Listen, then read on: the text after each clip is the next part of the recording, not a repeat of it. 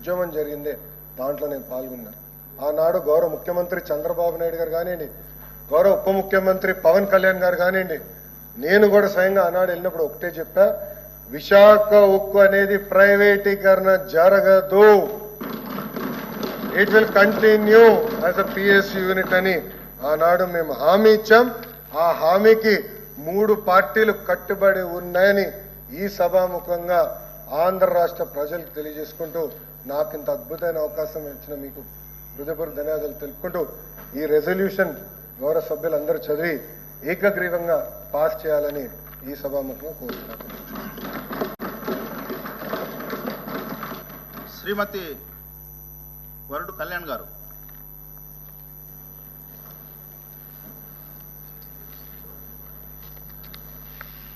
సభకు నమస్కారం అధ్యక్ష. ఈరోజు ఈ చర్చలో పాల్గొనే అవకాశం కల్పించినందుకు ధన్యవాదాలు తెలియజేస్తున్నాను అధ్యక్ష. ఈరోజు ఈ స్వల్పకాలిక చర్చ ద్వారా ఈ ఆంధ్ర రాష్ట్ర ప్రజలు, ముఖ్యంగా మా ఉత్తరాంధ్ర ప్రజలు, మా విశాఖపట్నం ప్రజలు సెంటిమెంట్గా భావించే స్టీల్ ప్లాంట్ గురించి కొన్ని విషయాలు మీ ద్వారా సభ దృష్టిలో పెడదామనుకుంటున్నాను అధ్యక్ష. విశాఖ స్టీల్ ప్లాంటు ప్రైవేటీకరణకు వేగంగా అడుగులు పడుతున్నాయి అధ్యక్ష. అందువలన కార్మికులు చాలా ఆందోళనకు గురవుతూ ఉండే పరిస్థితి చూస్తూ ఉన్నాం అధ్యక్ష. గత నెలలోనే స్టీల్ ప్లాంట్లోని 32 డిపార్ట్మెంట్లను ఒకేసారి ప్రైవేటీకరించేందుకు టెండర్లు పిలవడం వలన కార్మికులు తీవ్రంగా కలత చెందారు అధ్యక్ష. యాక్చువల్గా విశాఖ ఉక్కు ఆంధ్రుల హక్కు అంటూ ఆ నినాదంతో ఎన్నో పోరాటాలు జరిగాయి అధ్యక్ష. అలాగే పోలీసుల కాల్పుల్లో 32 మంది ప్రాణత్యాగాలతో ఏర్పడినది మా విశాఖ స్టీల్ ప్లాంట్ అధ్యక్ష. ఇది దేశంలోనే హై క్వాలిటీ స్టీల్ని ఉత్పత్తి చేసే ప్లాంట్ అధ్యక్ష.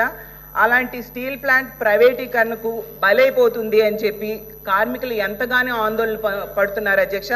అలాగే ఉత్తరాంధ్ర ప్రజలతో పాటు రాష్ట్ర ప్రజలందరూ కూడా ఆందోళన పడుతూ ఉండే పరిస్థితి చూస్తూ ఉన్నాం అధ్యక్ష. ఈ అంశంలో 15 నెలల క్రితం జరిగిన పరిణామాలను ఒకసారి గుర్తు చేసుకుందాం అధ్యక్ష.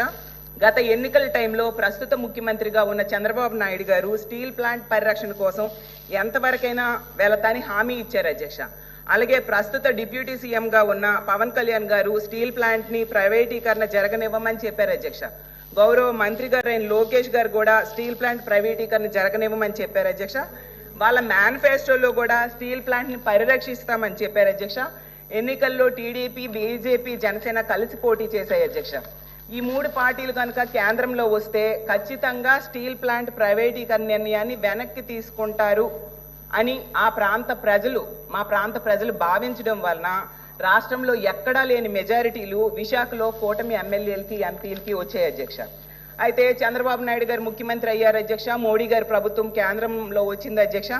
విశాఖ స్టీల్ ప్లాంట్ పెట్టుబడుల ఉపసంహరణ నిర్ణయాన్ని వెనక్కి తీసుకుంటూ ప్రకటన చేస్తారని మా ప్రాంత ప్రజలందరూ భావించారు అధ్యక్ష. ఏ నెలకు ఆ నెల, ఈ నెలలోనైనా స్టీల్ ప్లాంట్కి ప్రభుత్వ రంగంలో కొనసాగేట్టుగా చేస్తాము అని ప్రకటన వచ్చేట్టుగా గౌరవ ముఖ్యమంత్రి చంద్రబాబు నాయుడు గారు, అలాగే ఉప ముఖ్యమంత్రిగా ఉన్న పవన్ కళ్యాణ్ గారు కేంద్రంతో ప్రకటన చేయిస్తారని ఎంతగానో కార్మికులు, ప్రజలు ఎదురు చూడడం జరిగింది అధ్యక్ష. అయితే టీడీపీ, జనసేన ఎంపీల మీద ఆధారపడిన కేంద్రం ప్రభుత్వం పైన ఉంది కాబట్టి ఒకవేళ మీరు ఈ పెట్టుబడుల ఉపసంహరణ నిర్ణయాన్ని వెనక్కి తీసుకోకపోతే మా మద్దతు ఉపసంహరిస్తాము అని భయపెట్టైనా దాన్ని ఆపుతారు అని చెప్పి ఎదురు చూడడం జరిగింది అధ్యక్ష. అయితే అలాగే స్టీల్ ప్లాంట్కి సొంత గనులు కేటాయించేలా చేస్తారనేసి ప్రజలు ఎదురు చూశారు అధ్యక్ష. అయితే తీసుకుంటే అధ్యక్ష, గత 15 నెలలుగా స్టీల్ ప్లాంట్ ప్రైవేటీకరణ ప్రయత్నాలు కనీసం ఆగలేదు అధ్యక్ష. ఆగలేదు సరికదా, ఇప్పుడు ప్రైవేటీకరణ మరింత వేగవంతం అవుతూ ఉంది అనేసి కార్మికులు ఇప్పుడు రోడ్డెక్కారు అధ్యక్ష. విశాఖ ఉక్కును ముక్కలుగా చేసి ముందు అమ్మేసి భవిష్యత్తులో పూర్తిగా అమ్మేసే కుట్ర జరుగుతుందని సాక్షాత్తు కార్మికులే ఆందోళన చేస్తూ ఉండే పరిస్థితి ఉంది అధ్యక్ష. కార్మికులతో కానీ, కార్మిక సంఘాలతో కానీ ఎవరితో మాట్లాడినా కూడా చాలా ఆందోళన వ్యక్తం చేస్తూ ఉండే పరిస్థితి ఉంది అధ్యక్ష. 2025 జనవరి 16న కేంద్ర ప్రభుత్వం స్టీల్ ప్లాంట్కి ప్యాకేజ్ ప్రకటించింది అధ్యక్ష. అది 11,440 కోట్లు ప్రకటించింది అధ్యక్ష. అయితే ఇంకా స్టీల్ ప్లాంట్కి తిరుగుండదనేసి కొందరు నాయకులు కూడా చెప్పడం జరిగింది అధ్యక్ష.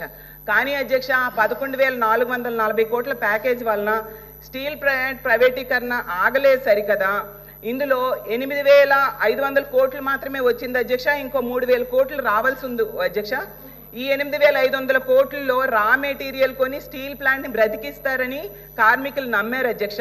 కానీ స్టీల్ ప్లాంట్ని బ్రతికించే పనులేవి కూడా యాజమాన్యం చేయలేదు అధ్యక్ష. ఎందుకంటే ఈ డబ్బుల్లో ₹1 కూడా ఫ్యాక్టరీ అభివృద్ధికి ఇవ్వలేదు అధ్యక్ష. కోలుకు ₹1 ఇవ్వలేదు అధ్యక్ష. రా